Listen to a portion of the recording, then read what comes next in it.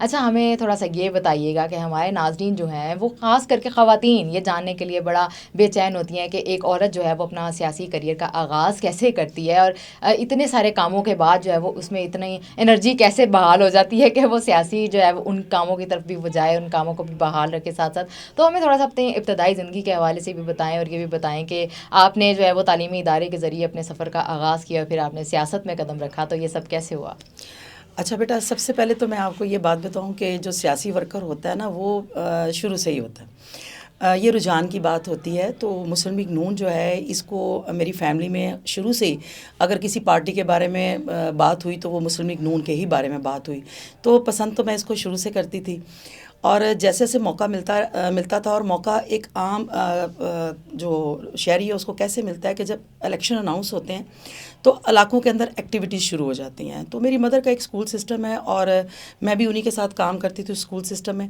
تو والدہ جو تھیں ان کے پاس آیا کرتے تھے کہ جی الیکشن ہونے لگے ہیں، ایک تو ہمیں آپ کا اسکول چاہیے اور دوسرا آپ اپنے اسٹاف کو بھی کہیں اور آپ خود بھی ہمارے ساتھ چلیں. تو وہ جو کینڈیڈیٹ ہوتے تھے وہ ہمارے جو اپنے محلوں کے ہی لوگ ہوتے تھے، اور موسٹلی ہم نے شروع سے ہی پی ایم ایل این کے ساتھ ہی کام کیا.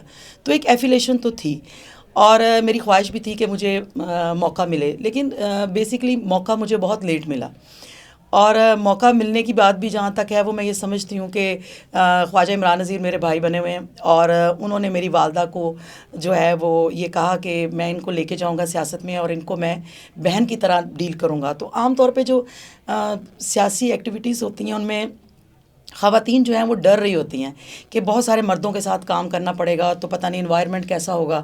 تو میری فیملی کو بھی یہ تحفظات تھے. لیکن جب عمران بھائی مجھے لے کر آئے ہیں، اور میں سمجھتی ہوں کہ میرے راستے جو ہیں انہوں نے بہت آسان کیے، لوگوں کو بتایا کہ یہ میری بہن ہے اور کام کرنا چاہ رہی ہے.